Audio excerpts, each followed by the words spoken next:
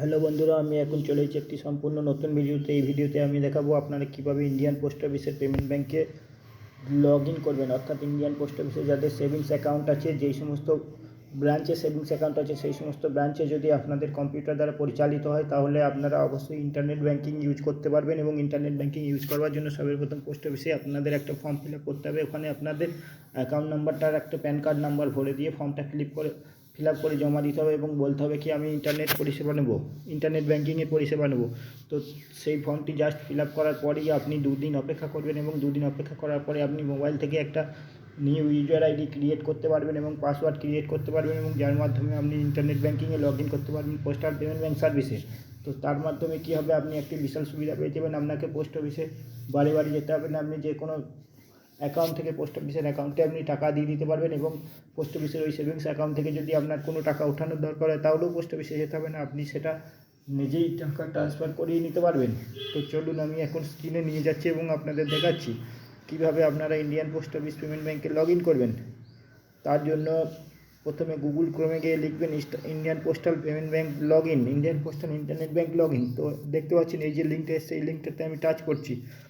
এই লিঙ্কটায় টাচ করার সাথে সাথে দেখুন আমার সামনে একটি পেজ ওপেন হয়ে গেছে। এখানে কি লেখা আছে দেখুন, আমি বড় করে দেখাচ্ছি। দেখুন এখানে লেখা আছে যাদের ইউজার আইডি পাসওয়ার্ড আছে তারা ডাইরেক্ট লগ ইন করতে পারবেন, আর যারা নেই তারা নিউ ইউজার অ্যাক্টিভেশন করতে পারবেন। তো আমি এখান থেকে নিউ ইউজার অ্যাক্টিভেশন করা দেখাবো আজকে কীভাবে করবেন।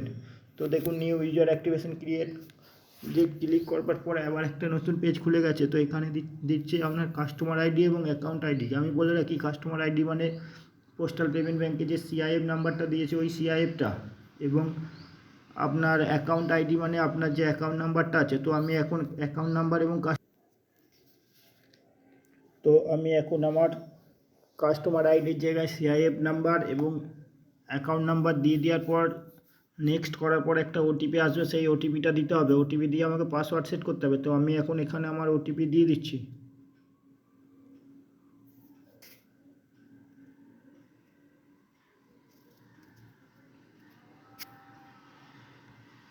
তো ওটিপি দেওয়ার পরে আমি এখন এখানে নেক্সট করব। নেক্সট করার পরে আমার সামনে নেক্সট পেজ ওপেন হয়ে গেছে। দেখুন এখানে আবার আপনার সামনে একটা এরকম ডিটেলস পেজ চলে আসবে।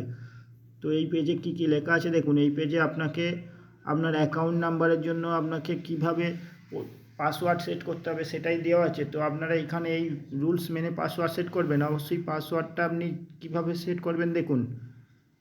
Password can not consist of all the character as your user ID. User ID আর পাসওয়ার্ড কিন্তু সেম কখনোই করা যাবে না। পাসওয়ার্ড আরও একটা বলেছে, পাসওয়ার্ড আইডিতে অবশ্যই স্পেশাল ক্যারেক্টার থাকতে হবে। পাসওয়ার্ড আইডি অবশ্যই 9 থেকে 28টা ডিজিটের মধ্যে হতে হবে, এবং পাসওয়ার্ড আইডিতে অবশ্যই আপনার একটা ক্যাপিটাল লেটার এবং একটা স্মল লেটার থাকতে হবে। তো আমি এখন আমার পাসওয়ার্ডটা সেট করে নিচ্ছি। পাসওয়ার্ড সেট করবার পরে আপনাদেরকে আবার দেখিয়ে দিচ্ছি। আপনারা সবাই দেখতে পাচ্ছেন এখানে পাসওয়ার্ড সেট করার অপশান এসে গেছে। তো আমি এখানে বলে রাখি, এখানে set internet log in password, এখানে দু রকম পাসওয়ার্ড আছে। একটা আপনি ইন্টারনেট লগ ইন পাসওয়ার্ডের জন্য লগ ইন পাসওয়ার্ড সেট করবেন, তার জন্য একবার আপনি পাসওয়ার্ডটা দেবেন, তারপরে আবার রিটাইপ পাসওয়ার্ডের জায়গায় সেম দিয়ে দেবেন প্রথম দুটো ঘরে। তারপরে আপনার কাছে একটা সেট ট্রানজ্যাকশন পাসওয়ার্ড বলে আছে, ওখানটা যদি আপনি ক্লিক করেন তাহলে আপনাকে set transaction log in password যদি সেট করেন তাহলে আপনি একটা ট্রানজ্যাকশনের জন্য লগ ইন পাসওয়ার্ডও সেট করতে পারবেন। তো আমি এখন ট্রানজ্যাকশনের লগ ইন পাসওয়ার্ডটাও সেট করে নিচ্ছি।